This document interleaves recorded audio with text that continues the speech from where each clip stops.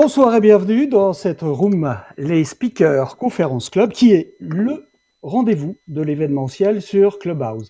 Alors pour ceux qui connaissent Clubhouse et ceux qui nous suivent ce soir ont l'air de le connaître, vous n'êtes pas de nouveaux venus, donc vous connaissez le principe des rooms, on y trouve également ce que l'on y apporte. Ce soir, c'est une room qui est dédiée tout particulièrement au monde de l'événementiel, où nous allons rencontrer le patron d'une agence de communication événementielle. Alors, je présente les forces en présence en 2 secondes.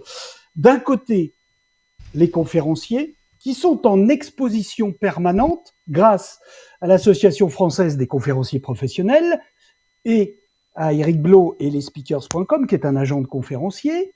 De l'autre, une agence de communication événementielle représentée par son patron et son créateur, Grégoire Decaux. Grégoire, bonsoir. Bonsoir. Face à cette expo, puisque les expos ont rouvert, tu as choisi l'audio guide, et ce soir, l'audio guide, c'est moi, Christian Poncet, donc j'aurai le plaisir de te malmener peut-être quelque peu pour faire sortir la vérité du coin du bois. Blague à part, nous allons essayer de comprendre comment fonctionne une agence de communication événementielle, et celle-ci est très particulière parce que c'est une entreprise adaptée. On va vous expliquer ce que c'est qu'une entreprise adaptée, quels sont ses contours, ses fonctions, comment elle interagit avec ses clients et également comment cette agence interagit avec les conférenciers, puisque l'agence utilise beaucoup d'intervenants externes qui sont soit des intermittents du spectacle, soit des journalistes, soit des animateurs, soit des conférenciers.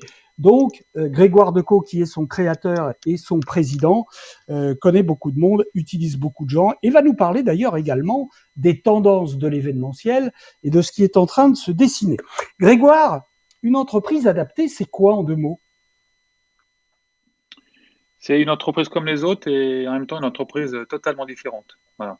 Comme les autres parce que Inspirion, c'est une SARL, voilà, qui a été créée en 2013 avec des salariés qui ont un contrat de travail comme tout le monde et on a une activité commerciale et donc notre modèle économique est basé sur le gain de clients et la vente de prestations. Par contre, elle est aussi totalement différente puisque l'ADN d'Inspirience est lié à l'insertion des personnes en situation de handicap dans le monde de la communication. La majorité de nos collaborateurs sont en situation de handicap et on a un contrat avec l'État, voilà, qui est maintenant renouvelé tous les 5 ans, euh, qui nous donne des obligations d'emploi. Voilà, donc on a un taux d'emploi qui est assez élevé de personnes handicapées dans l'agence et en contrepartie, on a des aides de l'État pour favoriser notre développement et parfois compenser la moindre productivité. Mais c'est pour ça que je dis que c'est une société comme les autres et en même temps différente. Ouais. Je reviendrai évidemment sur le côté différent parce qu'on ira plus loin que ça, mais voilà Oui. le principe. D'accord. Alors, on va revenir sur tout ça. J'aimerais qu'on fasse connaissance avec ton agence à travers 3 chiffres clés qui la caractérisent et qui vont nous permettre d'aller un peu plus loin dans la connaissance. 8 années d'existence, 120 événements, 27 collaborateurs. Je vais te demander de commenter chacun leur tour ces 3 chiffres. 8 années d'existence, qu'est-ce qui s'est passé au cours de ces 8 années? Étiez-vous une entreprise adaptée dès le départ? Êtes-vous allé vers ceci pour des raisons particulières? Quel est le parcours de l'agence en 8 ans? En fait, alors, c'est 8 ans, la société a 8 ans, on est entreprise adaptée depuis 7 ans. Je reviens juste un petit chouille en arrière pour expliquer pourquoi une entreprise adaptée. Euh, Moi, j'ai un parcours de salarié dans des grosses boîtes hein, que tout le monde connaît ici, Auditoire, Hopscotch, voilà. Et puis un jour, j'ai eu envie de créer ma propre entreprise, il y a une quinzaine d'années, et en même temps d'aller la faire sur un sujet qui me tenait à cœur, c'est le développement durable et le côté environnemental du développement durable.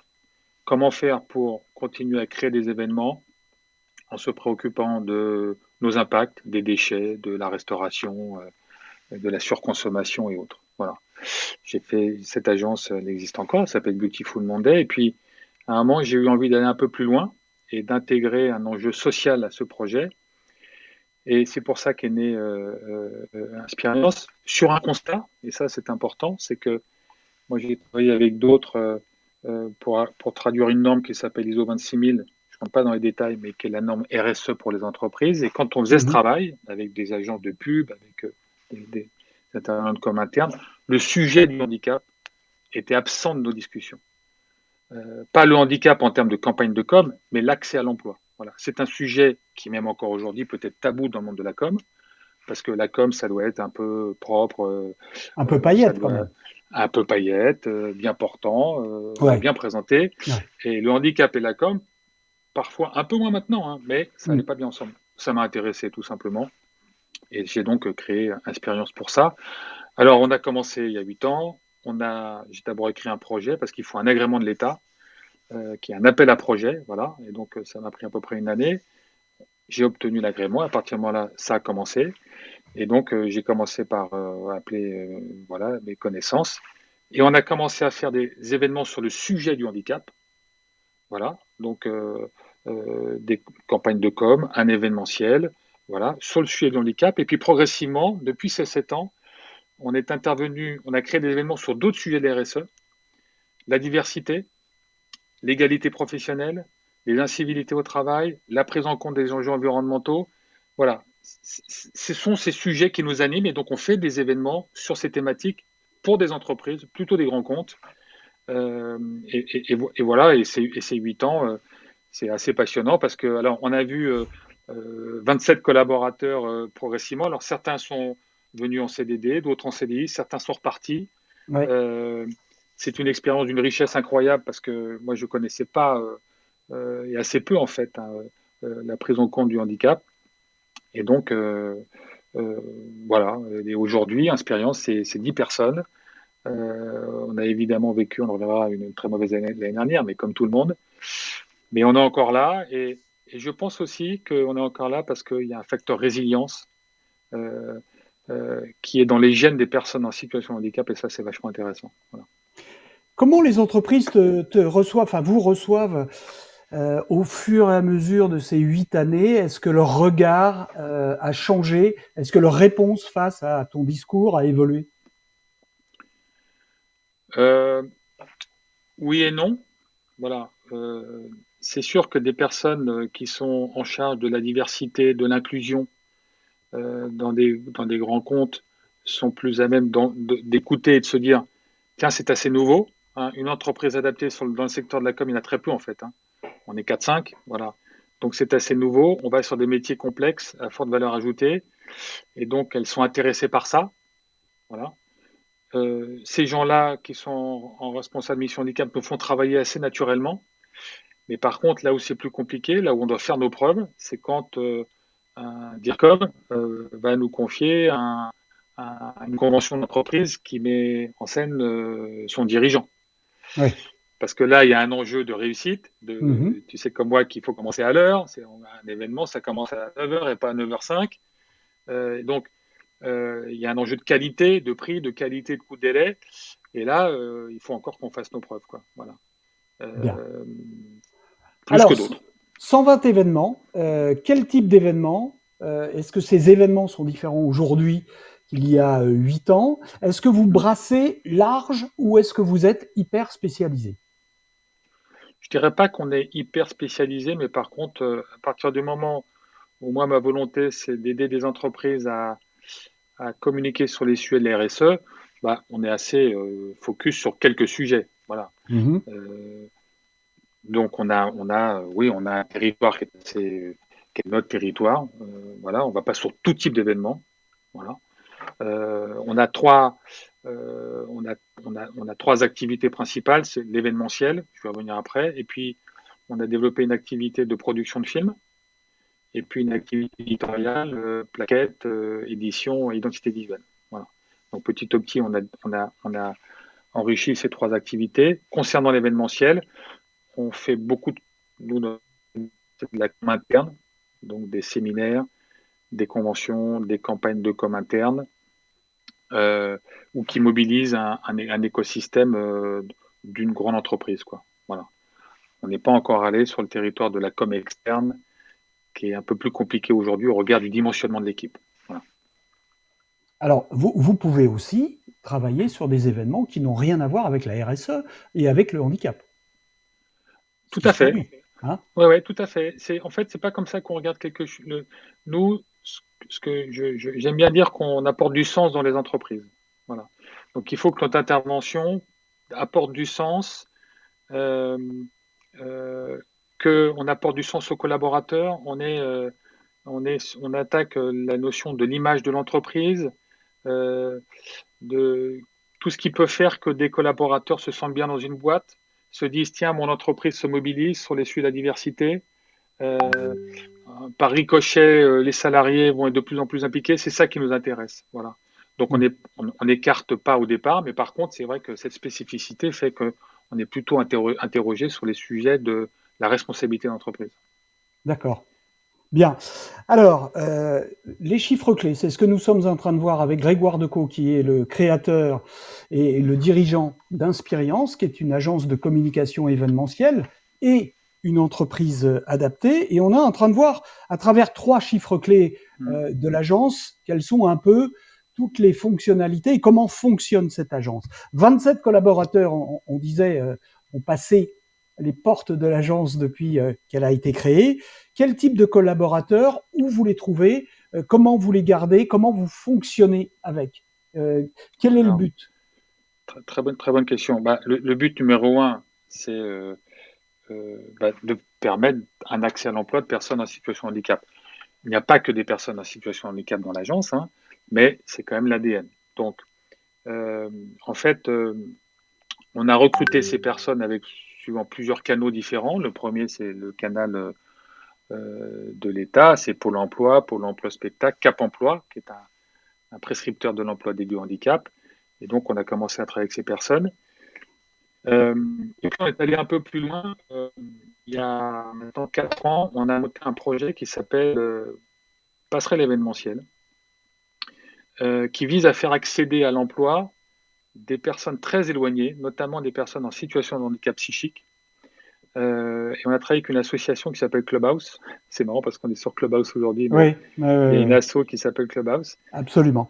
qui est une grande maison ouverte et qui accueille ces personnes qui ont parfois un bagage professionnel extrêmement riche, mais qui ont un accident de la vie psychique et qui font qu'elles sont demandeuses de se remettre un pied à l'étrier. Et nous, on les a accueillies, on a fait un triptyque avec nos clients, nos salariés, et on a monté ce projet où, sur nos événements, pour des besoins ponctuels, exemple, tenir un vestiaire, accueillir les participants, les placer à table, sur ces petites tâches qui sont essentielles, on les encadre et on leur montre ce que c'est que ce métier de l'événementiel. Ces personnes viennent pendant 1 jour, 2 jours, 3 jours, et ça leur remet un pied à l'étrier.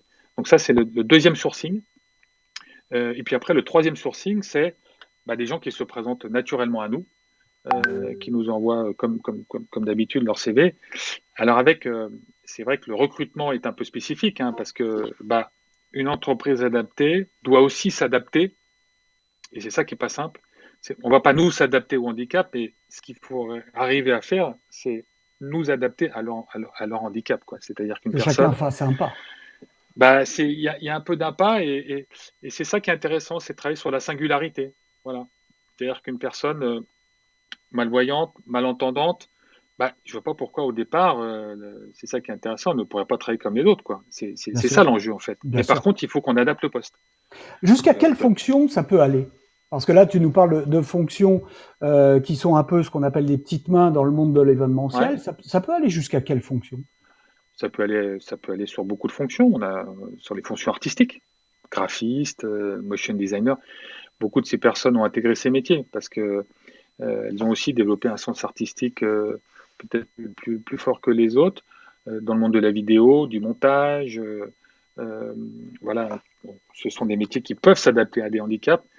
C'est un peu plus compliqué sur des métiers en tension et fort générateurs de stress. Voilà, on a fait, je le dis, des petites erreurs de ce côté-là parce que vous connaissez tous ici ce que c'est que le monde de l'événementiel, de gérer un client, de commencer à l'heure, le stress qui arrive dans les derniers jours. Il y a de la tension et c'est le métier du chef de projet, on va dire, qui est le métier pivot de l'agence, euh, n'est pas très adapté à une personne handicap psychique. Par contre, une personne qui est en fauteuil, qui a un handicap physique, il n'y a pas de souci. Donc, il y a des handicaps qui sont différents, qui deviennent des singularités, et à nous de proposer les jobs qui vont avec. Je ne dis pas qu'on est exemplaire, mais c'est un peu ça le travail qu'on essaye de faire. Voilà. Vous apprenez en marchant? Ah, on a appris en marchant. Maintenant, on a pas mal appris, donc on commence à avoir une bonne expérience, mais c'est vrai qu'on a appris en marchant. On apprend toujours en marchant, quoi. Voilà. Parce qu'il Absolument. y a aussi des personnes qui, tu penses les accueillir avec un certain handicap et finalement elles développent autre chose, elles ont d'autres compétences qui étaient invisibles, voilà, et donc ça donne d'autres perspectives. Par contre, certaines sont un peu plus en difficulté d'autres, donc chaque journée est totalement différente, quoi. Bien. Alors, c'est une room participative, encore une fois. Vous êtes de plein pied dans le monde de l'événementiel avec ce soir le patron et le créateur d'une agence qui s'appelle Inspirience. Et bien évidemment, tout ceci est collaboratif. Vous savez très bien que le BAO, c'est le principe de la discussion. Et on accueille avec nous ce soir Zubair. Bonsoir Zubair, tu es le bienvenu. Bonsoir.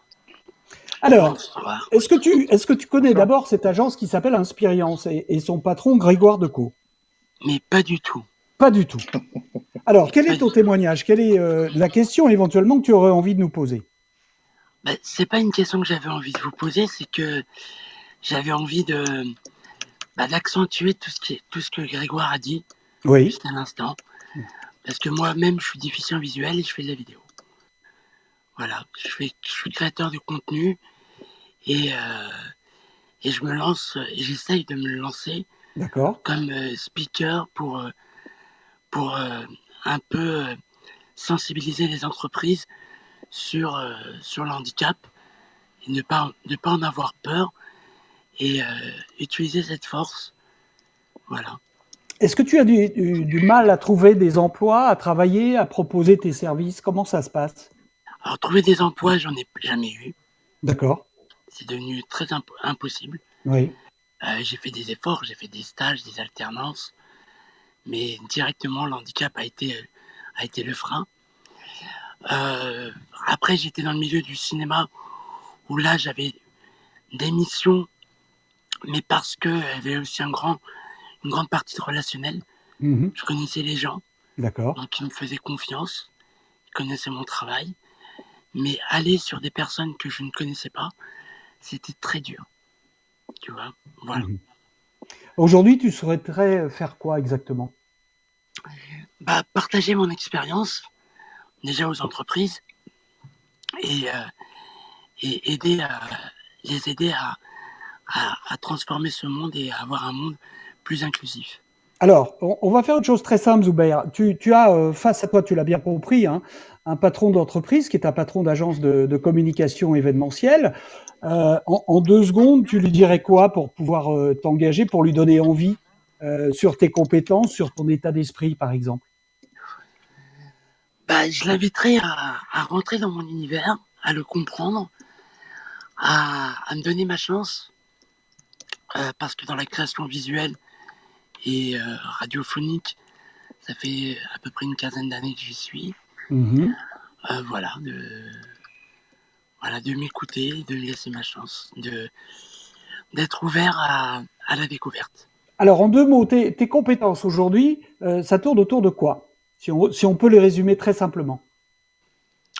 Déjà de la production, alors de l'écriture à la production, en passant par les tournages, c'est pas D'accord. évident. J'avais pas Mhm. préparé le truc, donc c'est pas simple. Mais voilà, j'écris, je conçois les projets, je les produis, je les finalise. Voilà. D'accord. Mais c'est, Grégoire, un Christian, mot? ouais, ouais, je trouve ça vachement intéressant parce que je pense que Zuber euh, est pas le seul dans cette situation-là, au sens la singularité de son approche. C'est-à-dire que dans le monde traditionnel, on est très formaté, quoi. C'est-à-dire que tu es Ouais. cadreur, bah, tu restes cadreur. Tu es réalisateur, tu es preneur de son et tout. Et je m'aperçois que des personnes en situation de handicap, alors est-ce que c'est parce que il faut absolument qu'elles travaillent, qu'elles en ont envie, qu'elles sont, en fait, développent des capacités dans des domaines connexes et qu'un réalisateur, bah, finalement, c'est aussi écrire, c'est aussi tourner, c'est aussi faire les scénarios, la direction d'acteurs et tout. Et moi, ça, je trouve ça vachement intéressant. Et tu as dit tout à l'heure, c'est Joubert qui a parlé de l'inclusivité. Moi, je pense que notre défi, là, c'est de sortir du monde du silo, quoi. Voilà. Oui. Et même quand je dis ça, c'est que même une entreprise adaptée est aussi en mode silo. Il y a des on parle d'un secteur protégé adapté, il y a des entreprises adaptées, il y a des ESAT aussi à côté de ça, j'en ai pas parlé, pour des personnes qui ont un handicap qui ne leur permet pas de travailler au quotidien comme on peut le faire dans une entreprise adaptée, mais on est encore dans des silos. Voilà. Et je pense que là, le défi qu'on a, mais c'est aussi le silo sur des sujets comme le sujet de la LGBT, voilà, le sujet de la diversité, le sujet. Je pense qu'il y a un moment, il va falloir qu'on élargisse nos chakras et que le grand défi, c'est de se dire, mais finalement, avec nos particularités ou nos différences ou nos singularités, on doit pouvoir travailler tous ensemble, quoi. Mais là, ça veut dire que il faut ouvrir ce sujet dans les grandes boîtes, quoi. Moi, je pense, si je me permets, Grégoire Vas-y, Zuber. et les speakers, je pense que c'est un problème d'éducation. Bah, concrètement, on nous propose pas beaucoup de choix à l'école. Donc, certains d'entre eux, nous, quand je dis nous, c'est les personnes en situation de handicap, on se retrouve à être avocat, commercial, parce que on a eu un entourage qui nous a montré cela, qui nous a montré la voie. Donc, on est parti dans ces domaines. Mais c'est pas tout le temps. C'est pas généralisé. Les centres de formation ne sont pas adaptés. Les cours ne sont pas adaptés. Je vous demande simplement juste d'imaginer le parcours d'un élève étudiant en droit qui est aveugle. Aucun livre n'est adapté. Donc il doit trouver le moyen de transformer ces manuels, ces codes de la loi, codes juridiques, en braille. Donc le code qui doit faire 500 pages, pour lui va faire 3, 4, 5 tomes. Donc c'est 2 fois plus de travail. Mais Zuber, il a raison. Il faut savoir qu'on a fait une étude sur le handicap en entreprise il y a 2 ans. Les chiffres, ils sont quand même terribles. Le taux de chômage pour une personne handicapée, c'est 2 fois le taux de chômage d'une personne valide en France. Voilà. Ouais. Et avec une raison qui est assez simple, c'est comme Zuber l'a dit, c'est l'accès aux études supérieures est très limité.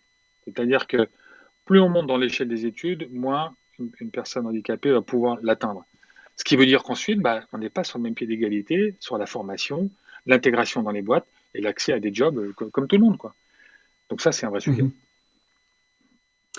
Merci Zuber. En tout cas, le contact est pris. L'agence s'appelle Inspirience et je pense que son patron te réservera un bon accueil. Il sait le faire parfois, tu sais.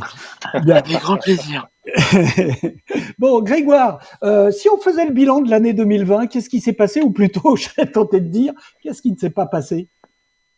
On peut passer tout de suite à 2022 ou pas, Christian? Oui, c'est ça. Non, je t'avais dit que tu choisissais l'audio guide, donc moi je fais l'audio guide, hein. Voilà. Écoute, il s'est passé, voilà, j'ai fait une intervention sur ce sujet. Nous, on a vécu, voilà, les montagnes russes, hein, voilà. D'abord, fin 2019, la crise des Gilets jaunes. Bon, dans notre métier, ça a quand même été un fait. Et puis, je pense que tout le monde démarrait très très bien l'année 2020. Ça aurait dû être une année assez fantastique. Et puis la sidération au début mars. Nous, on a perdu 70% de notre business en 2 semaines. Voilà. Et donc, à partir de ce moment-là, moi, je me suis mis une exigence, c'est de garder tout le monde.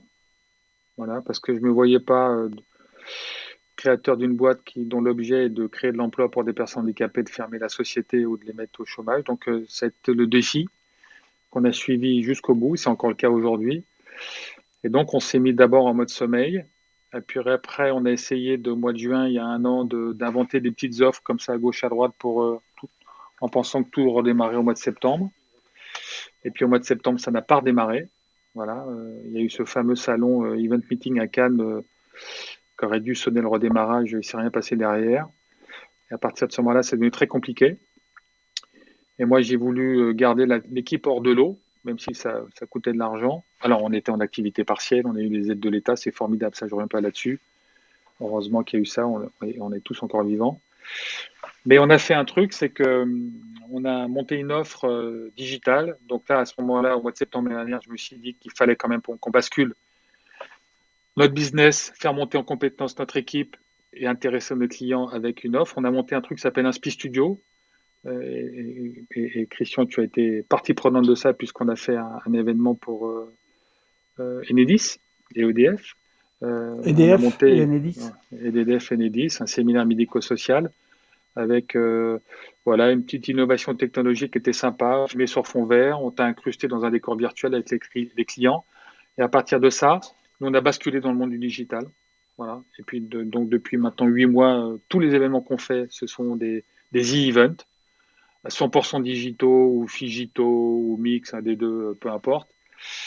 Mais voilà, il a fallu basculer tout le monde, monter en compétences. On a un programme de formation là, tout le mois de juin pour nos salariés.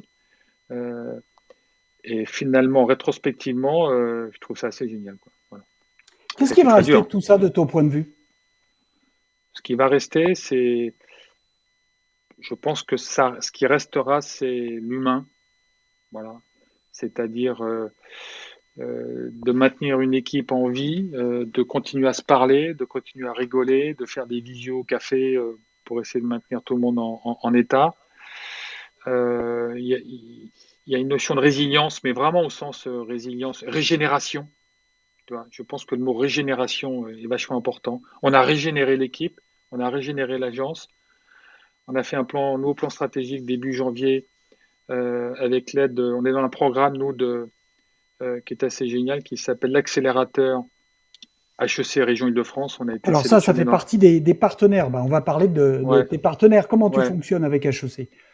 Bah, là, ça a été une aide énorme. En fait, c'est le hasard, mais il y a 2 ans, on a été sélectionné par la région Île-de-France et HEC pour nous permettre de changer d'échelle et d'accélérer. Alors, on n'a pas accéléré, on a essayé de nous maintenir en vie, mais peu importe. Mhm. Et on a rebâti, grâce à eux, un nouveau modèle d'entreprise. On a revu notre business model, on a revu ce qu'on faisait, notre offre, on a refait un site internet, on a rebalayé un champ complet d'activités, on va chercher en ce moment des nouveaux clients. Donc, cette crise du Covid, voilà, ça a été une catastrophe au début, et finalement, je pense qu'il va rester une aventure humaine de dingue, quoi. Voilà. Mhm. Enfin, franchement, honnêtement, je ne sais pas tous ceux qui nous écoutent aujourd'hui qui pensaient il y a un an que, ou même il y a encore 3 mois, qu'on s'en sortirait, quoi. Donc, il y a beaucoup de choses. C'est un cap très dur, mais avec beaucoup de richesse au bout, quoi. Voilà. Et entrepreneur d'avenir, quel est le principe de la collaboration? Avec l'accélérateur, tu veux dire? Oui. L'accélérateur eh ben, en fait, euh, il y a 3 choses. Il y a d'abord des profs d'HEC qui nous aident sur des sujets très précis. Voilà, monter un business plan, comment vendre, comment marketer une offre, voilà, tous les sujets classiques d'un entrepreneur. Après, on a des coachs qui nous tiennent comme ça et qui ne nous lâchent pas pour qu'on travaille nos sujets en dehors des profs. Mhm. Et puis après, il y a le travail avec les 10 incubés comme nous, 10 entrepreneurs. Moi, je suis dans la promo il y a 2 ans qui sont des entreprises adaptées. Et donc, on a collaboré, échangé avec des super boîtes comme Fast Road qui s'est lancé dans la logistique.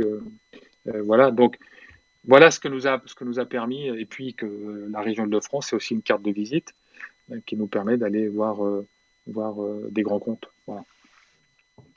Donc on a beaucoup de chance. Voilà. Alors, on va parler de tes clients maintenant, Ouais. de leur évolution, du regard qu'ils portent sur toi, de ce que tu peux leur proposer et de la façon dont Mhm. ils le reçoivent. Mhm. La RSE, c'est très très à la mode quand même depuis quelque temps. Est-ce que c'est pas le fait de faire appel à Inspiriance une façon de s'acheter une bonne conduite, de se verdir, ou est-ce que tu sens qu'il y a une évolution dans les grandes entreprises? Il y a une vraie évolution. C'est indéniable. C'est un sujet qui est central et qui est de plus en plus inscrit au cœur de la stratégie des entreprises, hein. On parle de raison d'être et même maintenant on parle d'entreprise à mission. Voilà. Ouais.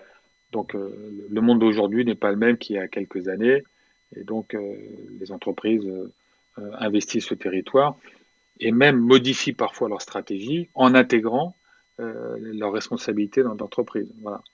Donc, indéniablement, ça a bougé. Nous, on a plusieurs types d'interlocuteurs.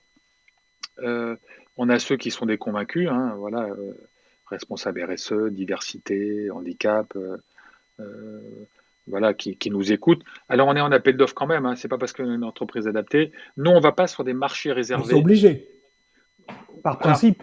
non, mais ces gens-là, ils sont pas forcément obligés, mais par contre, effectivement, un responsable de mission handicap d'une boîte, s'il fait une campagne de com sur le sujet du handicap, on peut lui apporter, on est légitime. Voilà, on est Oui. légitime. Maintenant, après, il y a une deuxième catégorie, ce sont des acheteurs, voilà, qui eux ont des enjeux d'achat responsable. Voilà.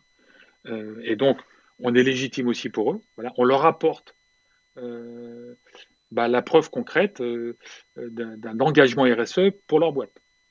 Voilà. Et puis après, on a les communicants, les DIRCOM, les responsables événementiels. Eux, c'est un peu différent parce que on apporte du sens aux événements, mais eux, ils ont un engagement de délivrer. Et donc, quand on est en compétition contre parfois des grosses boîtes du secteur ou des petites boîtes du secteur qui ne sont pas des entreprises adaptées, ben là, il faut qu'on soit aussi bon que les autres, quoi. Là, il n'y a pas de débat, quoi. On peut apporter des belles idées, de l'engagement, du sens. Enfin bon, il faut quand même une scénographie. On en reparlera certainement, des intervenants extérieurs, des journalistes, des speakers comme les autres, quoi. Voilà. Et que ces speakers soient payés normalement, qu'ils arrivent à l'heure. Il faut des rédacteurs en chef qui travaillent les sujets. Donc on est en compétition contre des gens qui sont des pros. Voilà. Donc il faut qu'on soit aussi pro que les autres. Voilà. Ça a été compliqué au début. Je reviens aux 8 ans. Les premières années, on n'était pas au niveau pour gagner les appels d'offres, quoi. Maintenant, on est au niveau. Voilà. Donc on monte progressivement en gamme. Donc voilà, les gens qui nous font travailler ont des intérêts différents les uns des autres. Voilà. Et j'ajoute une catégorie, parce que ça, c'est un travail qu'on est en train de faire. On travaille aussi en co-traitance ou sous-traitance pour des grosses agences événementielles. Voilà. Et là, moi, mon sujet, c'est pour qu'on fasse comprendre que le sujet d'handicap est important dans les grosses agences. Moi, j'ai été voir plusieurs boîtes en leur disant, mais faites-nous travailler sur des petits sujets, sous-traitez-nous une identité visuelle, une petite production, pour vous montrer que voilà, des personnes en situation de handicap peuvent délivrer comme les autres. Voilà, avec des précautions, mais ils peuvent le faire. Donc voilà ce travail que moi je fais personnellement en ce moment. Alors, tu parlais de tous les intervenants extérieurs auxquels tu peux faire appel, et Dieu sait s'il y a différents types de métiers dans l'événementiel. Nous, on s'intéresse aux conférenciers, aux speakers ici, et on a un agent de speaker qui s'appelle Eric Blo, lesspeakers.com, qui est le co-organisateur de cette room. Eric, si tu souhaites faire un commentaire, poser une question à Grégoire, tu es le bienvenu. Bonsoir. Merci, bonsoir, merci Christian, et puis ravi Grégoire de te recroiser ici, puisque en effet la dernière fois c'était au sommet de la tour Montparnasse, donc ça nous change un peu. Hello Eric. Juste pour rebondir sur l'aspect conférencier, intervenant extérieur, speaker. En fait, moi aujourd'hui, c'est un peu le hasard. En fait, je crois que plutôt c'est le bouche à oreille. J'ai dans mon agence beaucoup de conférenciers en situation de handicap. Alors certains en situation de handicap visible, en PMR par exemple, comme Gérard Lefort d'ailleurs, qui était notre invité hier soir, qui lui est en fauteuil roulant, mais d'autres qui sont avec des handicaps invisibles et qui interviennent sur des sujets qui ne sont pas forcément sur le handicap. Donc je sais que, moi je t'avais présenté Virginie Delalande, qui elle intervient à la fois sur manager, enfin, ou tout miser sur la différence, donc qui est un propos très autour de la diversité et de l'inclusion. Mais sa conférence signature, c'est abandonner, point d'interrogation, jamais, point d'exclamation. C'est un motivational speaker. À mon avis, elle fait partie du top 40 des motivational speakers. Et autour d'elle, du coup, il y a pas mal de conférenciers aujourd'hui qui viennent pour porter différents sujets. Par exemple, Joubert, là, que vous avez sur scène, lui, il parle beaucoup d'inclusion digitale. C'est un gars que moi je connais parce qu'il travaille beaucoup sur le numérique, etc.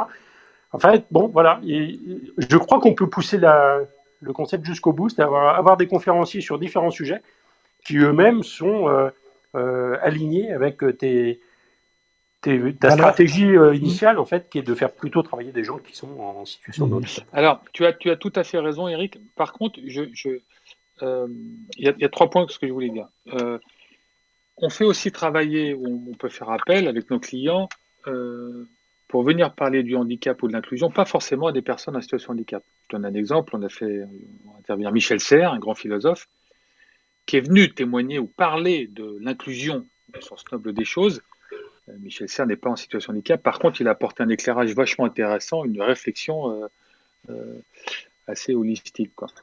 Donc, ce que je veux dire, c'est que moi, je ne me mets pas de barrière, c'est en fonction du sujet, de la demande du client, de ce qu'on peut apporter, qu'on va aller chercher telle ou telle personne.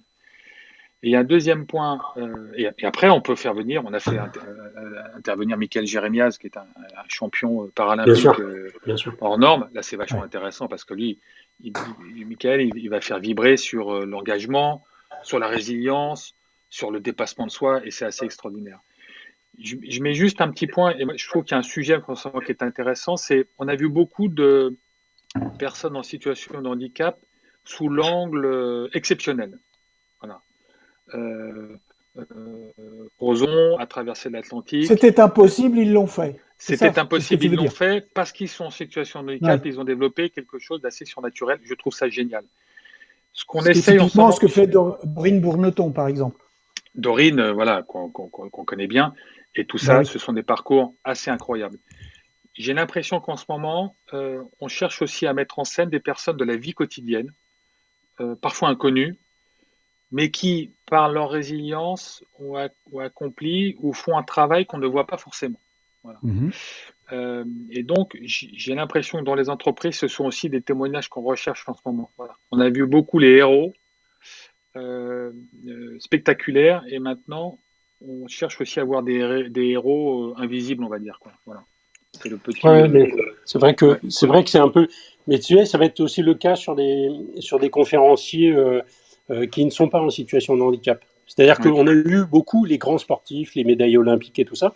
Ça marche toujours très bien, mais on veut aussi des gens qui soient un peu moins exceptionnels et qui viennent porter des valeurs. Plus proches de chacun. Mais c'est le cas de tous ceux qui ne sont pas médaillés en réalité. Parce que alors Dorine bon, elle a poussé assez loin son niveau en termes d'aviation, puisqu'elle fait de la voltige et tout ça, mais bon, surtout son engagement, elle n'a jamais été championne de voltige, quoi. Tu vois ce que je veux dire? Par contre, elle a fait changer la loi. Elle fait partie d'une patrouille et elle est la seule femme paraplégique à faire de la voltige aérienne. C'est ça. C'est quand même bon. C'est ça. Non, mais je suis d'accord, mais si tu veux, elle est pas médaillée paralympique. Là, pour le coup, des conférenciers paralympiques, j'en ai pas mal. Mais c'est la catégorie des champions, c'est les Gare Gros-Piron du handicap, quoi. C'est des conférenciers qui sont aussi handicapés et qui, quand même, sont hors normes. Dorine Bourneton, elle a cette force elle a une force ordinaire en réalité. Parce que c'est pas une championne olympique avec des coachs, une équipe, une préparation et tout ça. Non, elle s'est faite toute seule. Mais c'est pour ça que tu as raison, c'est ça que je dis, c'est d'avoir des gens aussi proches que ça, qui ont des parcours de vie comme les uns et les autres. Alors après, elle est devenue exceptionnelle, mais voilà, je pense qu'il y a les deux. Voilà, il y a ce besoin d'avoir. C'est-à-dire qu'elle dit aussi, je fais de la voltige et je suis la seule à le faire dans ma catégorie, mais je peux pas aller chercher le pain à ma boulangerie parce qu'il y a une marche trop haute pour mon fauteuil. Voilà. Donc elle a un peu ces deux côtés-là. Oui. Moi, je voulais juste qu'on spécifie. Avoir un handicap, alors, c'est pas avoir un super pouvoir. On est des gens normaux. On a notre quotidien qui est normaux. On a juste l'envie de faire un truc spécifique. Et on se concentre à le faire bien. Mais on n'a pas un super pouvoir. C'est intéressant, c'est intéressant. Voilà. Parce qu'effectivement, nous qui ne sommes pas handicapés avons parfois tendance à se dire mais ces gens-là sont tellement exceptionnels d'arriver à faire ce qu'ils font. Ce qui, d'après ce que tu viens de dire, Zubair, finalement est à peu près normal pour toi. Alors Christian, je me permets de contredire. Vas-y, je t'en prie. Ne pas créer deux catégories. Ceux qui n'ont pas d'handicap et ceux qui en ont. Oui, Parce qu'on en a tous. On bien en a sûr. tous. Qu'ils soient visibles ou invisibles. Mhm. Donc on en a tous rencontré. Vous avez forcément rencontré des moments de votre vie où vous n'avez pas pu utiliser votre main, votre bras, où vous avez été alité pour X raison médicale ou pas. Donc on est pareil. On fait la même chose. Je vais ressortir la phrase un peu pas très belle, mais on va tous aux toilettes. Oui. Donc on est pareil. Mhm. Là, je vous parle, je suis pas exceptionnel. Donc ne mettez pas les gens à l'écart. C'est un peu notre rôle à tous d'arrêter de dire que avoir un handicap, c'est avoir un super pouvoir. On est pareil. C'est C'est pour juste ça que la seule j'aime bien le mot différence. de. Ouais. La seule différence, c'est qu'on a concentré nos efforts sur un point précis. Message reçu, Zuber. Voilà. C'est pour ça, Joubert, que j'aime bien ce mot de singularité, moi, plus d'ailleurs que de différence. La singularité, bah, on est tous singuliers par rapport à quelque chose, quoi. Et on peut avoir dans son équipe, dans une entreprise, 10, 15 personnes qui sont tous singulières, hein, qui ont voilà, une approche différente par rapport à un job, des capacités qui sont différentes, des compétences qui sont différentes. Et ce qui est intéressant, c'est d'arriver à ce que toutes ces personnes puissent bosser, quoi, accéder à un job et à travailler ensemble. Et en tout cas, Voilà. ça se fait chez toi dans cette entreprise. Je vous rappelle en 2 mots le thème de notre room. Nous sommes en plein dans l'événementiel puisque de nouvelles personnes arrivent et je vous souhaite la bienvenue. Nous sommes dans le monde de l'événementiel et on essaye de parler d'un événementiel plus responsable. Ce serait intéressant justement d'avoir d'autres témoignages et je pense qu'on va en avoir avec Noual qu'on va accueillir dans un instant.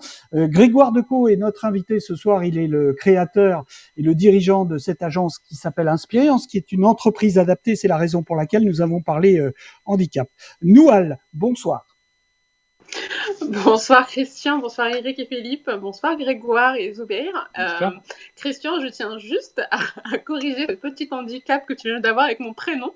Donc je m'appelle Nawel et pas Noual. Du coup. Donc il est clair que je suis également handicapé. Mais bien sûr, on a tous des situations handicapantes. Voilà, mais comme le disait Zubair. Bon, bienvenue Nawel. Quel est ton témoignage ? Bah en fait, là où j'ai voulu intervenir, c'est parce qu'on a parlé de singularité, et moi aussi c'est un terme que j'adore, parce que tout simplement on est tous singuliers, on a tous notre particularité ou nos particularités. Moi j'en ai pas mal, et en fait j'aime bien dire que je porte pas mal de handicap. Je suis une femme, je suis maghrébine, je suis en situation de handicap, enfin voilà, il y en a pas mal. Et je peux passer un moment à les énumérer, donc je vais pas tous les énumérer, mais j'ai pas mal de singularités. Et aujourd'hui, ces singularités font que je vois les choses dans l'entreprise de manière différente. Et c'est pas pour cette raison que, comme l'a dit si bien Zubair, je suis une héroïne, ni quelqu'un qu'il faut porter avec des gros mots entre guillemets. Mais la seule différence de là où je souhaite vraiment souligner, c'est que aujourd'hui les gens, quand ils ont besoin d'écouter des parcours, c'est tout simplement pour s'inspirer et pour dire ah oui, la résilience c'est quand même énorme. Oui. Elle peut faire des choses énormes. Et une personne qui a une force de résilience, que ce soit le handicap ou tout simplement avoir des enfants, et parce qu'il faut avoir une capacité de résilience énorme aujourd'hui quand on a des enfants avec le télétravail. Donc pour moi aujourd'hui, il faut vraiment savoir prendre le handicap comme étant une caractéristique comme une autre, et du coup une singularité comme une autre, et savoir en parler et surtout savoir donner des bonnes pratiques. Parce qu'aujourd'hui, de quoi est-ce qu'on a besoin ? On a besoin de démystifier le handicap, certes, on a besoin de déculpabiliser les personnes qui sont valides et les personnes qui sont invalides, on a besoin de mettre des mots sur des mots, certes, mais on a aussi surtout besoin de dire aux gens, mais c'est pas la fin du monde en fait quand on a une singularité. Et qu'il y a des personnes qui portent des singularités et qui s'en sortent et qui sont vraiment dans des hauts postes, font des choses extraordinaires comme être champion paralympique. Enfin voilà, il y a plein de choses énormes, ou être avocate alors qu'on est sourde et qu'on n'a jamais entendu sa voix. Voilà, et en fait il y a énormément de parcours inspirants qui tout simplement il faut savoir valoriser pour donner entre guillemets l'espoir à ceux qui portent des singularités qui ne sont pas évidentes. C'est vraiment dans ce sens-là, mais pas dans le sens d'idéaliser une personne sous prétexte qu'elle est en situation de handicap. Non, c'est la finalité de ce qu'elle a réussi à faire avec cette singularité qui est quand même importante. Nawel, tu es conférencière, je crois. En cours, j'attends Philippe. J'ai pas encore eu ma première conférence. On va faire avancer le dossier ce soir. Alors, sur quoi veux-tu t'exprimer à travers les conférences que tu souhaites donner? Justement, c'est ce que je viens d'expliquer, c'est-à-dire que la dernière fois, j'ai pitché rapidement ma conférence à Philippe et à Eric. Moi, aujourd'hui, ce que je trouve important dans ce que j'ai vécu et dans ce que je continue de vivre, c'est que j'ai pas mal de singularités et qu'en fonction des situations, elles deviennent des situations de handicap. Que ça soit le fait d'être une femme ou que ça soit le fait d'être étrangère dans un pays où, en fait, finalement, quand je pars même dans mon Maghreb, je suis étrangère aussi, je suis marocaine. Je suis française, et quand je suis en France, je suis marocaine, quand je suis au Maroc, je suis française. Donc il y a ça, il y a aussi le fait, tout simplement, que je suis issue d'une on va dire, d'une scolarité particulière, dans le sens où il a fallu que je fasse preuve de résilience, même quand j'étais à l'école, parce que tout simplement, mes parents n'avaient pas forcément les moyens de payer le privé, et le public dans la zone dans laquelle je vivais, qui était dans 78, en fait, ça volait pas très haut. Et pour quelqu'un qui était ambitieux déjà à l'époque, j'avais soif d'apprendre et j'avais soif qu'on me donne la chance de réussir. Et en fait, je me suis rapidement retrouvée face à des écoles qui ne croyaient plus en cette singularité que je portais. C'est-à-dire que la première prof en 3e qui m'a dit, écoutez, vous avez de super bons résultats, vous avez du 14, du 15, du 16, il n'y a pas de problème, mais je sais que quand vous allez passer au lycée, vous êtes une femme, vous allez forcément vous intéresser aux hommes, et vous êtes en plus une femme maghrébine, donc vous allez forcément vous marier rapidement, donc franchement, je préfère donner la chance à quelqu'un d'autre pour passer dans une seconde générale, et vous, je préfère vous donner un métier, et du coup, je préfère que vous fassiez un CAP, je ne sais même plus c'était quoi CAP qu'elle voulait que je fasse à l'époque. Et en fait, j'ai dit non, et ça a été mon premier combat. Ça a été mon premier combat face à une singularité qui était juste pas comprise, ou tout simplement, on m'a mis dans une case, voilà, clairement. Tiens. Et en fait, oui. Je vois qu'il y a un certain enthousiasme en toi, Nawel. J'imagine que tu pourras convaincre ces messieurs. Et tu sais qu'il y a un événement très important pour le monde des conférenciers en ce moment, dont Philippe, qui est là justement, va nous parler parce qu'il rassemble tous les conférenciers. Mais on va voir justement la relation avec une agence de communication événementielle et les conférenciers. Grégoire, je vais te solliciter là-dessus dans un instant, et on va demander à Frédéric, qui vient de monter on stage, de nous dire quel est son témoignage, quelle est sa question, le cas échéant. Bonsoir Frédéric. Oui, bonsoir, merci, bonsoir à tous. Merci de me donner la parole. C'était pour agir à ce que disait Nawel. C'est vrai que ça m'a rappelé aussi un événement personnel. Moi, c'était en 5e. C'est là où vous voyez les stéréotypes, la vision et ça marque en plus. Hein. Moi, ça m'a donné la force, comme toi, je suppose. Mais moi, mon père était caroleur. Mes résultats étaient relativement moyens en français, assez bons en maths, etc. J'étais passionné d'informatique. Donc déjà, à l'époque, c'était un peu bizarre. Qu'un gamin s'intéresse à l'informatique. J'ai 50 ans. Et moi, on m'avait dit, non, mais c'est le collège, c'est pas pour lui. Il fait quoi son père? Il est caroleur. Il vaut mieux qu'il fasse caroleur. Et ce que je veux dire, c'est que c'est vrai que les profs ne sont pas forcément les meilleurs conseillers pour orienter ou pour, en tout cas, regarder la singularité, comme ça a été dit, des personnes. Déjà, ils n'ont aucune formation sur ça, il faut le savoir. Et ce n'est pas parce qu'ils côtoient les enfants qu'ils connaissent leur avenir et que c'est des professionnels de la singularité ou de l'orientation. Donc, c'est vrai qu'il ne faut pas catégoriser les personnes. Ça, je suis assez d'accord, et c'est quelque chose qui est difficile quand vous réfléchissez bien à comment fonctionne l'esprit humain, tout ce qu'on appelle la connectivité. Pour appréhender le monde, on a besoin de le simplifier et on a besoin de catégoriser.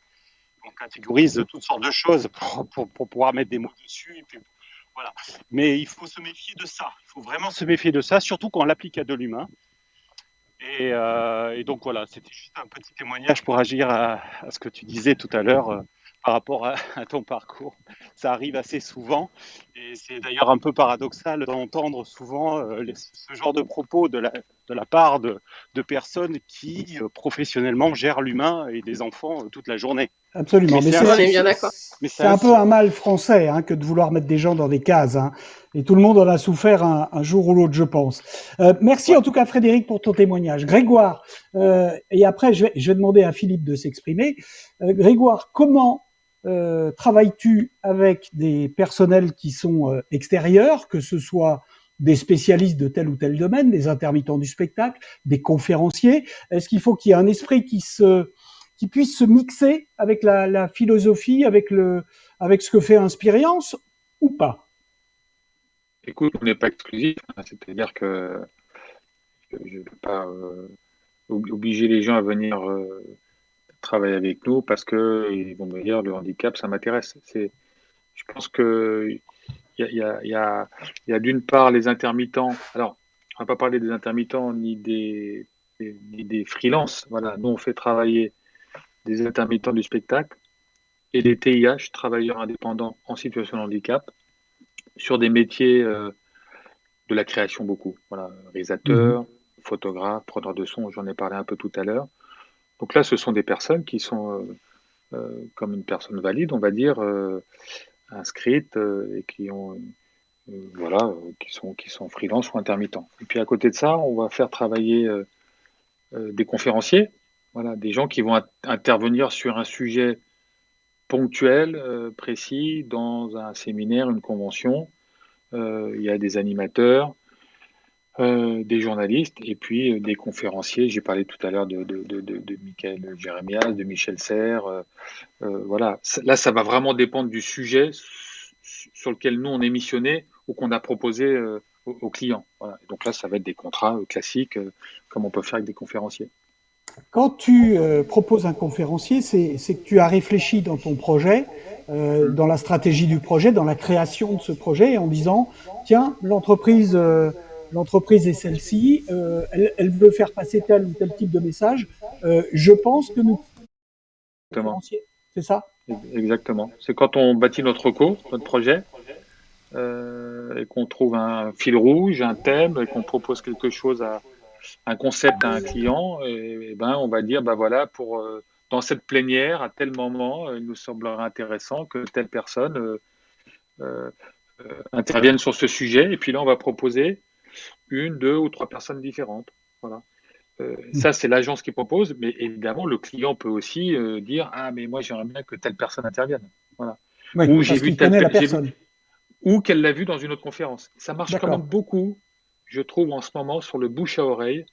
Et un client va nous dire, ah tiens, j'ai entendu dans telle conférence, j'ai vu telle visio, tel Zoom, tel truc, j'ai vu telle personne, c'était vachement bien. Est-ce que tu pourrais la contacter ou comment est-ce qu'on peut faire pour l'avoir dans notre conférence, quoi, dans notre plénière. Voilà. Avec nous ce soir, Philippe Boulanger, qui est le président de la FCP, l'Association française des conférenciers professionnels. Philippe, ce que vient de dire Grégoire, ça te parle? C'est ce que tu vois, que tu vis au quotidien? Alors, oui, ça me parle d'autant plus que dans ma vie passée, avant d'être conférencier, j'étais l'initiateur de la démarche RSE au sein d'un grand groupe français. Et ça a été initialement d'ailleurs à l'encontre du comité de direction qui ne voyait pas l'intérêt de la chose. Donc il a fallu que je lutte pendant un certain temps pour arriver à imposer des idées qui finalement sont maintenant, je dirais, presque des lieux communs. Et ça, en fait, ça m'a été impulsé par un passage chez Apple à Cupertino, où dans la première semaine où j'ai été présent là-bas, on m'a expliqué toutes les règles de la diversité et de l'inclusion. Vous savez que dans la région de San Francisco, qui est une zone extrêmement ouverte de ce côté-là, tout de suite on m'a appris tu ne dois pas discriminer sur la nationalité, la sexualité, le sexe, l'âge, enfin tout ce qu'on peut imaginer qui puisse être un critère de discrimination quelconque. Et d'ailleurs ça m'a servi car une fois j'ai fait... alors c'est une anecdote que je ne vais pas raconter aujourd'hui, mais ça m'a beaucoup servi parce qu'effectivement, je me suis trouvé dans des situations où finalement j'étais discriminé parce que j'étais français aux États-Unis et donc j'ai rappelé les règles et finalement ça s'est bien retourné en ma faveur parce que justement j'ai montré que ces règles-là je les avais assimilées et je demandais ce qu'on les respecte aussi pour moi. Alors L'autre chose qui est intéressante, Grégoire, c'est qu'en fait, j'ai toujours considéré que l'innovation était, et ça c'est mon principal thème dans mes conférences, l'innovation, c'est le moyen pour les entreprises d'être des entreprises durables.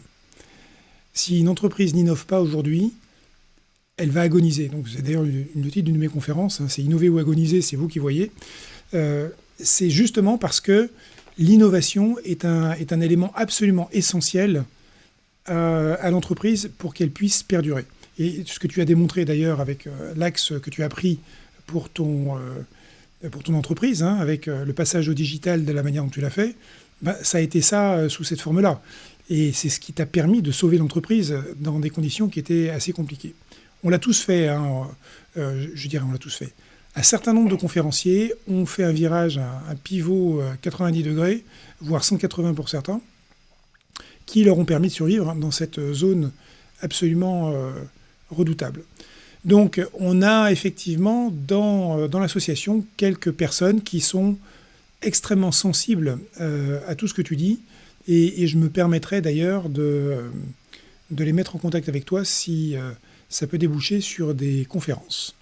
Alors justement, quels sont les liens entre conférenciers et agences? Quels sont les liens à la FCP avec des agences comme celle de Grégoire ou d'autres? Est-ce que vous vous parlez? Est-ce que vous échangez pour dire, tiens, on a quelqu'un qui, sur telle thématique qui semble être un peu en pointe aujourd'hui, pourrait être intéressant? Est-ce qu'il y a des échanges ou pas?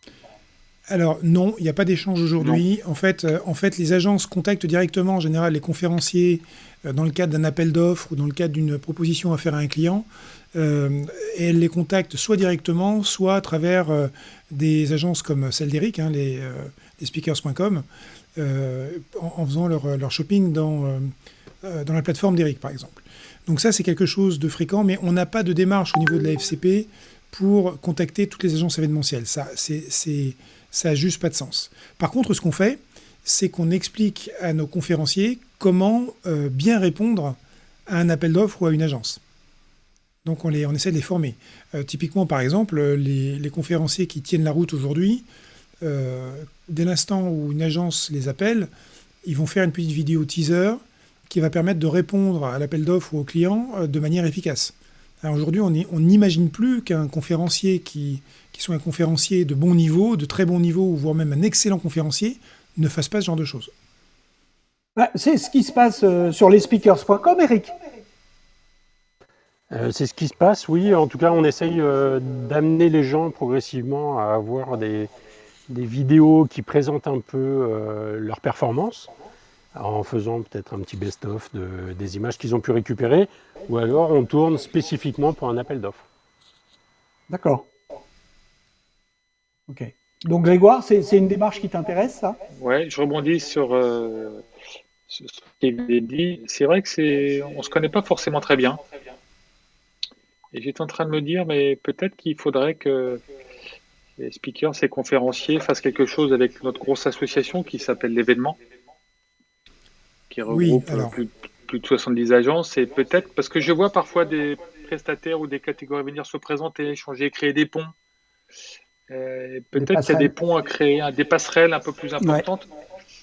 Voilà, j'y serais qu'on se connaît écoute, Grégoire, je t'ai envoyé une invitation sur LinkedIn, donc nous en profiterons pour parler par la suite, probablement à partir de la semaine prochaine. Voilà, c'était un peu l'idée de la room de ce soir, que de pouvoir organiser de telles rencontres, ce qui est toujours très intéressant, puisque la vie, elle est faite de rencontres. Quels sont les thèmes qu'on te demande sur la perspective 2021, par exemple? Je vais pas te demander ton carnet de commandes, Grégoire, bien évidemment, mais qu'est-ce qui se dessine, qu'est-ce qui se profile, de l'événement en physique, de l'événement mix, du digital, avec des thématiques particulières? Est-ce que tu sens qu'il y a un retour vers quelque chose qui fait que les gens ont besoin de se voir, se parler? Écoute, je pense qu'il y a encore pas mal d'incertitudes. Bon, alors est-ce que c'est une fausse barbe aussi parfois de grandes entreprises qui, je le dis comme ça, brut de fonderie, hein, mais qui n'ont pas envie tout de suite de réinvestir en communication. Mais par contre, il y a encore une incertitude, mais on sent les briefs revenir, on sent des sollicitations revenir, et on sent que tout le monde attend. Contrairement à l'année dernière, une fois que tout le monde va être vacciné, je pense que au mois de septembre, les chefs d'entreprise vont commencer à se dire on peut refaire des événements et les salariés vont accepter d'y participer. Parce que je pense que ça, c'est une donnée aussi. C'est que autant il y a l'entrepreneur, ou les patrons de boîte, les directeurs de com, il faut qu'ils aient envie de faire des événements, mais par contre, il faut que les salariés aient envie d'y participer. C'est important, hein. On est en télétravail tous quasiment à 100%. Et donc, ce confort-là, je pense, a cassé un peu des habitudes. Il va falloir réenclencher la machine. Mais effectivement, les gens ont envie de se revoir. Il n'y a qu'à voir actuellement le succès phénoménal des restaurants et des terrasses depuis un mois. J'entendais Eh des oui, chiffres ce matin. eh Ça oui. va bien au-delà de toutes les prévisions, quoi, hein. Mhm. C'est-à-dire qu'il y a même trop de boulot. Si ça pouvait nous arriver, écoute, j'en serais le premier heureux. Ouais, Nous, les on salles de revoit. cinéma sont à plus de 3 millions, hein, Ah, mais en c'est très peu de dingue. temps. Avec une demi-jauge, hein. Oui. Ils ont fait autant qu'en temps normal avec une demi-jauge. Les restaurants sont surbookés. Tant mieux. Voilà. Voilà. Maintenant, je pense que le positivisme va revenir. J'y crois. Ça veut dire qu'on va refaire des événements présentiels. Tout ne va pas s'arrêter du côté du digital. Je pense qu'il y a des choses qui vont rester. C'est pas incohérent de se dire qu'on n'est pas obligé de traverser la France pour assister à un séminaire, pour juste y passer 2 heures et perdre 4 heures dans l'avion ou dans le train et ainsi de suite. Ça, il y a quand même des choses qui vont rester. Euh, mais du coup, ça va peut-être faire des événements. Il y en aura peut-être un peu moins, mais qui seront plus qualitatifs euh, et pas moins et moins répétitifs. Donc, moi, j'attends beaucoup de choses. L'audiovisuel va rester. Le digital va pas s'arrêter comme ça du jour au lendemain. Il y aura un mix des deux. Voilà, c'est ce que je pressens. Maintenant, on peut tous se tromper, mais c'est ce qu'on a envie, quoi, en tout cas. En tout cas, il y aura plus de couleurs sur la palette. Ah ouais, il y aura plus de diversité, si on peut reprendre ce mot, de palette de couleurs. On va faire plus de choses. Et moi, je pense qu'en ce moment, notre rôle, ce que je vois, ce que j'entends, c'est que les collaborateurs, les salariés ont envie d'être rassurés sur leur boîte. C'est-à-dire que mon entreprise reste en vie et que du coup, elle fasse des actions, elle s'engage sur l'avenir pour que moi, salarié, je sois rassuré et que du coup, je donne encore plus. Donc, je pense que là, il y a un vrai sujet, quoi. Voilà. Qu'est-ce que la crise t'a appris? Il faut toujours y croire. Il faut toujours, c'est peut-être l'entrepreneur qui parle là, mais il faut jamais lâcher. Il faut jamais lâcher. Et c'est les personnes handicapées qui m'ont appris ça aussi, hein. Moi, je suis stupéfait quoi devant la capacité de personnes qui, face à une difficulté, et ce ne sont pas parfois des petites difficultés, hein, c'est des difficultés. Moi, j'ai un jour, il y a un salarié qui m'a dit, tu sais, il était 18h, il rentre chez lui et il me dit, tu sais, là, je vais commencer ma deuxième vie. Et je lui dis, mais pourquoi ta deuxième vie? Bah, cette personne est bipolaire. Et donc, en fait, quand il va rentrer chez lui, il va être submergé par des émotions paradoxales et qui va lui ruiner tous les moments qu'il va passer chez lui. Donc, quand je dis, voilà, ces personnes, on a beaucoup à apprendre de ces personnes-là sur une capacité à jamais lâcher, à y croire et, et, et à toujours aller de l'avant, quoi. Voilà. C'est pas facile, notamment pour un entrepreneur, mais moi, c'est ce que je retiens, hein. Voilà. Est-ce que tu t'es retrouvé dans des situations cocasses lors d'événements pour une raison ou pour une autre? Est-ce que là, on cherche un peu l'anecdote quand même parce que il faut quand même un peu de légèreté dans tout ça. Ouais, je me suis retrouvé dans une situation cocasse où j'ai un collaborateur un jour qui en fait avait pas bien compris ce qu'on attendait de lui et du truc de chef de projet et il y avait une mission à faire, mais en fait, dans la convention, il s'est assis au premier rang pour regarder la convention. Il avait complètement oublié qu'il avait un job à faire. C'était génial parce qu'il découvrait ce monde-là. Euh, et voilà, ça, ce sont des situations cocasses. Il y en a tous les jours. Je veux pas faire plus de situations cocasses que ça, mais oui, on se marre bien, hein. Je confirme. Alors, on a avec nous Loïc, Claude, qui sont des conférenciers qui interviennent. Si vous souhaitez justement interagir avec Grégoire, qui est un patron d'une agence de communication événementielle, vous êtes les bienvenus pour prendre la parole. Nawel, est-ce que au fur et à mesure que tu écoutes, ça te donne toujours cette envie de monter au créneau sur les conférences? Et ensuite, je passe la parole à Claude.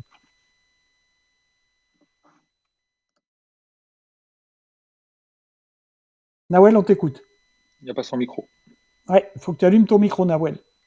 Ah, pardon, j'étais en train de parler du coup dans le vide, désolée. Oui, totalement. Ça me demande. Enfin, c'est pas que j'ai envie de monter au créneau, c'est j'ai envie d'expliquer, de partager à mon humble niveau tout ce que j'ai pu vivre et tout ce que j'ai pu apprendre de la vie totalement. Bien. Claude, bonsoir. Bonsoir à tous. Merci, Christian, de me faire monter on stage. Bonsoir à tous. Moi, je voulais témoigner en fait de ce que j'ai entendu ce soir qui m'a beaucoup touchée, à la fois dans ce que Zuber a dit et Grégoire. En fait, donc je suis conférencière. Moi, je lance une conférence actuellement sur accompagner, c'est aimer. Qui est une grosse partie de storytelling de ma vie, puisque j'étais accompagnante d'une sœur malade et notamment d'une sœur handicapée. Et donc, j'ai été touchée par tout ce que vous avez dit, bien sûr. Ça m'a aussi interpellée parce que je me suis dit qu'il y avait encore beaucoup, beaucoup de choses à faire, qu'il y a des gens comme Grégoire qui ont choisi ce créneau, ce positionnement-là. Donc, c'est extrêmement positif et intéressant. Il y a des gens qui se battent constamment. Je pense à Virginie Delalande. Et en même temps, quand j'entends Zuber, je me dis qu'on est juste au début du chemin et qu'il y a tellement à faire. Et donc, c'est vrai que par rapport à l'environnement, tout à l'heure, Philippe en parlait, l'Association française des conférenciers professionnels, les agences comme celle que représente Grégoire, les speakers bureaux, et on aurait tout intérêt à faire du coopératif et à réfléchir ensemble sur ce qu'on pourrait faire pour beaucoup plus mettre en avant ces personnes-là et voilà, et trouver des originalités, des idées pour trouver un lien, pour trouver des événements, parce que pour moi, il y a encore une énorme montagne, un mont Blanc. Et puis, je voudrais revenir aussi sur le témoignage de Zuber, et je pense aussi qu'il y a quelque chose de très fort au niveau des personnes, parce qu'il le dit de manière très humble, nous sommes comme les autres. Oui, vous êtes comme les autres, seulement vous avez une extraordinaire, belle résilience et une grande motivation qui est un magnifique exemple et qui m'a servi tout au long de ma vie. Et ça, c'est vraiment, vraiment pour moi à partager à travers tout le monde et aussi au milieu de la conférence, dans le milieu de la conférence. Merci, voilà, Claude. donc à vos idées. Christian, pour rebondir sur ce que dit Claude, avant que j'oublie, demain toute la journée, vous pouvez assister, c'est en digital, à Inclusive Day. Inclusive Day, oui. Normalement, c'est un salon qui est en présentiel, qui se tient à distance. Il y a plein de conférences, des speakers sur tous les sujets qui concernent l'inclusion, le handicap, la diversité. C'est sur Zoom je crois que c'est sur Zoom. Voilà, moi j'y suis, j'ai une marketplace, donc j'y suis présent, mais c'est pas ça le plus important, c'est qu'il y a une trentaine de conférences différentes avec des patrons de boîtes, des intervenants extérieurs. Il y a Dorine Breneton qui fait un témoignage. D'accord. Voilà, si vous voulez vous rendre compte de tous ces sujets dont on parle là en réel dans des conférences, c'est demain toute la journée. Du coup, on risque de se croiser, Grégoire, demain, parce que j'y suis aussi. Écoute. Voilà. Je vais y faire des sauts toute la journée. Voilà. Pendant qu'on fait la promo des rendez-vous, alors là, je m'étonne de ne pas avoir entendu des voix s'élever pour parler d'Elevate, parce que... on va le faire. Voilà. Et en fait, Grégoire, tu vas voir, parce que c'est pas Inclusive Day, mais c'est un principe similaire pour justement être un rendez-vous de conférenciers pour les conférenciers, mais également pour d'autres. Philippe. D'accord. Oui, en fait, tous les ans, sauf l'année dernière, on fait un événement qui s'appelle Elevate. Alors d'habitude, c'est évidemment en présentiel et on a fait ça dans des superbes environnements. Et chaque année, on fait un thème sur l'événement. Cette année, c'est Oser la différence. Donc, Oser la différence, alors, on va dire à titre de conférencier, mais c'est aussi valable pour un entrepreneur, un coach, un dirigeant, un manager. C'est comment on se positionne de manière différente pour sortir de la masse. Et cette différence, on peut la trouver de différentes manières. On a bien sûr des différences qui sont des différences physiques. Et typiquement, par exemple, dans nos conférenciers, on va avoir des personnes comme Gérard Lefort, qui est un handicapé moteur, et d'autres personnes qui vont exprimer leurs différences de manière différente. Donc, ce thème de la différence, il nous touche tous parce qu'en fait, on est tous différents effectivement à un point ou à un autre. Une anecdote que j'aurai l'occasion, où je pense que la maître de cérémonie qui va me présenter va utiliser, c'est le fait que j'ai toujours été différent depuis tout petit parce que j'étais plus grand que les autres. Et c'était un facteur d'exclusion. Donc j'ai été je dirais, soumis à ce genre de situation de différentes manières. Donc en fait, l'histoire de Nawal tout à l'heure m'a touché aussi, parce que quand elle disait qu'elle était marocaine en France et française au Maroc, moi je l'ai vécu en étant français aux États-Unis. Et aujourd'hui, je suis considéré comme étant belge en France. Donc c'est des situations un peu compliquées. Et finalement, on se retrouve dans des situations qui sont, comment dire, qui sont pas simples, mais qui sont pas des situations vues au départ. On est juste face au regard des autres. Et donc, à travers ce que j'expliquais tout à l'heure de mon passage chez Apple, évidemment, moi, ça m'a complètement changé ma manière de voir les choses. Et j'essaye d'avoir cette démarche d'inclusion permanente. Et en fait, ce qu'on va voir demain, ça va être des conférenciers extrêmement différents qui vont parler de la différence. Et dont d'ailleurs certains vont prendre un contre-pied total par rapport à ce qu'on avait donné comme mot d'ordre pour l'événement, et ça va être plutôt sympathique. Donc oui, Elevate, c'est en fait le 4 et le 5 juin, c'est complètement en ligne, et en fait le 4, c'est en fait entièrement des conférenciers français qui vont parler, le 5, ce sont des conférenciers anglophones, et qu'on aura sous-titré de manière à ce qu'ils soient compris par des francophones. Bien. Rendez-vous est pris. Vous voyez, il se passe beaucoup de choses. Eric, maintenant, parce que finalement, dans le monde des conférenciers, ce que tu cherches, toi, peut-être, c'est la spécificité, c'est la différence aussi d'avoir dans ton catalogue des gens qui puissent matcher sur différentes problématiques. Exactement, et il ne faut pas que tout le monde se ressemble, sinon après, nous, on a un problème pour aider les agences ou les annonceurs à faire leur choix. Donc, plus les gens sont précis dans leurs propos et dans l'état de l'art de leur conférence, et plus c'est facile pour nous.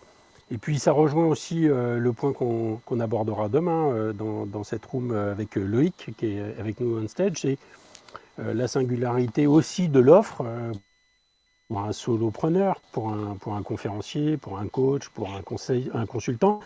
C'est aussi du coup la première brique de son marketing, façon dont il va pouvoir parler de son sujet et le promouvoir.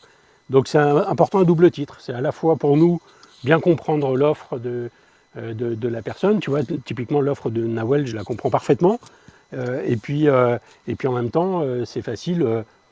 Tu vois, sur Inclusive Day, en première page, tu as Virginie Delalande, Sophie Cluzel et puis Jérémias. Bon, voilà. Et puis c'est ça sur la première ligne. Ça veut dire que tu as la secrétaire d'État, tu as le champion olympique et puis l'avocate sourde de naissance. Voilà, on a bien compris le truc, ça n'a pas besoin d'être tellement expliqué plus que ça, quoi. Donc ça, c'est important parce que le monde va trop vite, sinon les gens n'ont pas le temps de faire connaissance. Ouais. Ils vont trop vite. Il y a pas mal de coupures. On va passer la parole à Loïc, qui justement va nous parler de ce qui va se passer demain. On n'est jamais mieux servi que par soi-même, mon cher Loïc. Bonsoir. Et si tu as un témoignage ou une question à Grégoire sur la room de ce soir, tu es également le bienvenu. Et c'est pour ça que je suis monté en stage, en fait. C'est pour poser une question à Grégoire. Parce que dans le titre de la room, il y a la communication événementielle responsable. Alors j'ai bien compris tout le côté unique et responsable d'Inspirience avec l'inclusion donc des handicapés, qui est vraiment la marque de fabrique de ce que je vois. Mais comment une agence événementielle responsable aide-t-elle ou pousse-t-elle ou donne-t-elle l'exemple au-delà du côté donc handicapé pour que ses clients soient plus responsables sur le plan social, sociétal et environnemental. Quand on sait que dans l'événement, il y a beaucoup de choses où on dépense plein de carbone, où on dépense plein de choses qui sont pas absolument responsables. Et tu veux dire qu'il y a un peu de gaspillage aussi dans ce secteur-là? J'allais dire allons-y, Loïc. Non, mais du gaspillage, des choses qui sont pas du tout sociales ni sociétales, responsables sur ces plans-là. Donc, comment, toi, Grégoire, comment Inspirience inspire justement les clients de Inspirience et les fournisseurs d'ailleurs aussi. Écoute, moi, je prétends pas que que nous soyons 100% responsables et que nous soyons exemplaires dans tous les domaines. Bon, d'abord, c'est vrai qu'en tant qu'entreprise adaptée, acteur d'inclusion, euh, moi, je pense qu'on est la preuve vivante qu'on peut continuer à faire un métier, mais en se préoccupant d'accès à l'emploi, de maintien dans l'emploi de personnes qui ont du mal à y accéder. Après, sur le volet l'énorme volet environnemental, parce que c'est ça dont on peut parler. Hein. C'est vrai que le métier de l'événementiel, c'est souvent éphémère, et éphémère et durable, ça ne marche pas bien ensemble. Donc, moi, j'ai donné quelques cours là-dessus. Je crois que c'est une réalité. Voilà. Maintenant, pareil, beaucoup de choses ont été faites. Je pense que et les annonceurs et les agences, certaines agences ont commencé à intégrer des bonnes pratiques et intègrent des bonnes pratiques dans la façon dont elles proposent des concepts, des événementiels, des scénographies, de la restauration, pour qu'on génère le moins d'impact possible.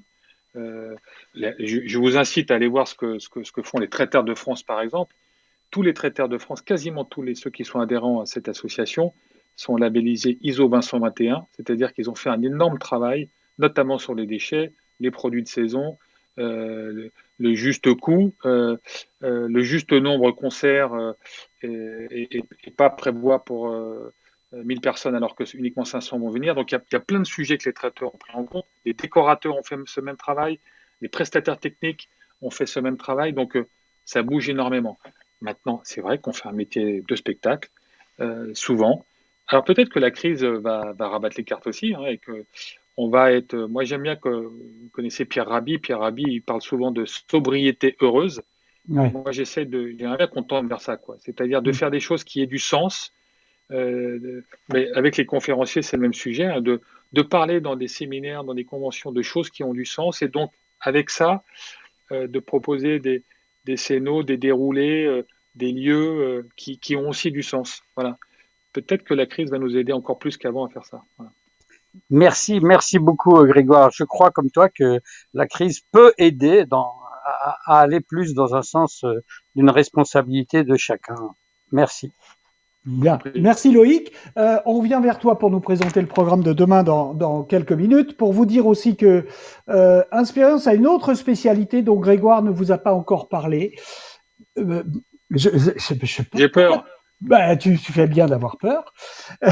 C'est quelque chose qu'ils mettent en œuvre de manière assez particulière, c'est les bâtons lumineux. Et j'aimerais, Grégoire, que tu nous parles des bâtons lumineux. Donc c'est private joke juste pour finir, c'est ça? Oui, bah oui, qu'on dise quand même que dans l'événementiel, on arrive quand même à se marrer, quoi. Ouais, non, mais un jour Christian était là à animer, et on a remis entre les mains de tous les participants une espèce de bâton lumineux, voilà. Et on a éteint toute la lumière, on a cassé les bâtons lumineux, ils se sont tous allumés, on a fait une chorégraphie pendant quelques minutes énergisante, si je me souviens bien, Christian. Oui, c'est ça. Donc, oui. tu étais partie prenante et haut la main. Et donc Christian et d'autres se sont mis à danser comme des fous pendant quelques minutes pour ambiancer cette convention. Voilà. Donc, mais je ne suis pas un spécialiste des bâtons lumineux, Christian, mais je sais que tu adores ça. Bien sûr. Et moi qui disais à ma mère que je faisais un métier sérieux, c'est bah mort. Oui, non, mais ça c'est mort. Tout à fait mort, la pauvre. Bien, on arrive à la fin de cette room. Grégoire, je voudrais te remercier vraiment pour ta générosité, tout ce que tu nous as donné ce soir, et pour ta disponibilité également. Deux petits mots de Loïc, donc finalement, puisque c'est lui qui joue demain soir, puisque chaque soir à 18h30, il y a une room différente avec des intervenants différents et avec des animateurs plus ou moins différents. Le thème de demain soir est porté par Loïc qui va nous le décrire. En fait, la réalité, c'est qu'il va être porté par Eric d'abord, et je vais le soutenir parce que c'est fait pour acheter. Non, c'est vrai, hein. On en a un souteneur. Il y en a un qui fait souteneur comme profession. Non. J'ai eu l'idée suite à l'intervention d'Eric très passionné qui expliquait à certains conférenciers qu'ils devaient plus être en capacité de se marketer, de se vendre, d'être actifs, notamment sur les réseaux sociaux tels que LinkedIn qu'on connaît bien, hein, que moi je connais particulièrement avec le Social Selling Forum. Et c'est là que j'ai proposé à Eric qui est une room avec Philippe d'ailleurs également. Eric, enfin j'espère Philippe sera là. Hein, et je crois qu'il y a également Michel Poulard qui sera là et moi-même sur faites-vous acheter quand vous êtes un conférencier, quand vous êtes un maître de cérémonie comme toi d'ailleurs, Christian. Donc on va regarder quels sont les moyens concrets qu'a aujourd'hui un conférencier pour se faire acheter, dont l'exploitation plus intelligente encore des réseaux sociaux tels que LinkedIn. Voilà. J'aime beaucoup ce titre, je trouve vraiment très sympa. Bien, merci. Oui. Je vais dire deux choses très rapides. D'abord, merci parce que franchement, je connaissais pas les Room Clubhouse et je trouve ça hyper pro et hyper intéressant comme ça de monter très rapidement dans des discussions audio.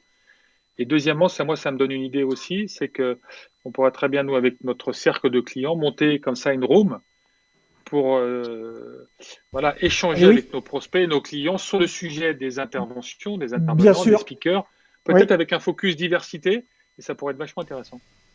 C'était le but aussi de la room quand elle a été créée par Eric et Philippe, qui était de donner une vitrine, de pouvoir permettre à tout le monde de s'exprimer dans ce métier-là et de pouvoir se mettre en relation, ce qu'on a fait ce soir particulièrement, avec des professions différentes et des donneurs d'ordre, n'est-ce pas Eric ?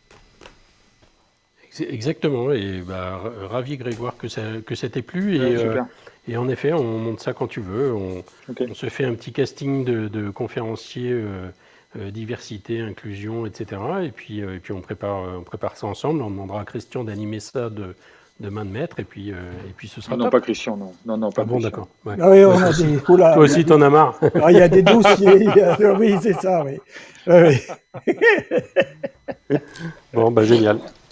Alors, à noter, Grégoire, que toutes les rooms ne sont pas exactement comme ça. Hein. On a voulu, avec Eric, avoir une présentation professionnelle. Donc c'est la raison pour laquelle on a des personnes comme Christian et comme d'autres maîtres de cérémonie de la FCP qui préparent la réunion à l'avance de manière à ce que justement on ait une préparation professionnelle et une présentation professionnelle dans la room. Si tu te balades un petit peu dans Clubhouse, tu vas voir, c'est pas partout pareil. Voilà. C'est le petit commentaire. Et je pense qu'avec Eric, et l'ensemble de l'équipe, on a tout un aspect back-office que tu ne vois pas non plus, où on va sélectionner les personnes qui vont être interrogées, on va sélectionner les maîtres de cérémonie qui vont les interviewer. Donc tout ça, c'est un travail de fond qui fait qu'effectivement, tu as le rendu qui va te plaire aujourd'hui. Ouais, c'est un travail qui est assez proche du travail des agences d'ailleurs, donc on sera tout à fait compatible pour faire ça ensemble. Avec bravo à tous. Merci. Si je peux me permettre, Christian, avant que tu fermes la room. Oui, Zuber, oui, tu fais bien parce que là, j'avais les clés en main, si tu veux. Ouais, mais... Vas-y, je t'en prie. Je suis comme Colombo, je reviens toujours vers la fin. Ah, qu'est-ce qu'a ta femme? J'ai pas de femme encore. Moi, je voulais juste dire un message à tous les conférenciers, à tous les entrepreneurs ou porteurs d'entreprises qui nous écoutent ou qui va peut-être nous écouter à l'avenir. N'ayez pas peur de l'handicap. Venez l'apprendre, venez apprendre, venez comprendre qu'est-ce que c'est. Et venez vous amuser. Voilà. Et venez vous amuser, ça c'est bien. Je vois que Nawel a ouvert son micro. Oui, je voulais rajouter quelque chose juste parce que Zuber, ta phrase était juste magnifique. Et je voulais dire aussi, venez aussi découvrir votre propre handicap. Parce que clairement, c'est en parlant avec des personnes en situation de handicap qu'on réalise, qu'on découvre ce qu'est le handicap, parce que de temps en temps, on l'est dans des situations de handicap et on ne le sait pas. Et aussi, c'est vrai qu'on rigole beaucoup dans le monde du handicap, parce que nous, les personnes en situation de handicap, on aime rire de nos handicaps. Et je pense que en termes d'humour et de passer de bon temps et de découvrir l'être humain, il n'y a pas meilleur environnement. Voilà. Et moi, je souhaite réagir aussi en lien avec ce que dit Nawal et Zuber. Venez aussi nous voir à Elevate les 4 et 5 juin, puisqu'il y a de la diversité, du handicap et surtout de la différence. Donc, vous êtes tous et toutes les bienvenus. Merci Claude. Et puis d'ici là, c'est demain soir la prochaine room à 18h30. Faites-vous acheter. Bravo pour ce titre, Loïc. Eric, Philippe et puis tous les autres, celles et ceux qui voudront bien venir. Merci à tous pour ce que vous nous avez donné ce soir. Je vous Merci souhaite une Christian. très très belle soirée. Merci Christian. À très bientôt, je t'embrasse Grégoire et passez une Salut. très belle soirée. À bientôt, au revoir. Merci, Au revoir. bonne Merci, à soirée. demain tout le monde. Merci tout le Bye monde. bye. Bonsoir.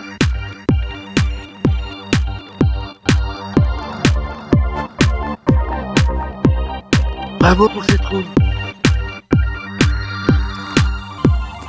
Merci Christian. Merci à toi, Grégoire. Très chouette, très très chouette et très pro. Alors là, je suis bluffé.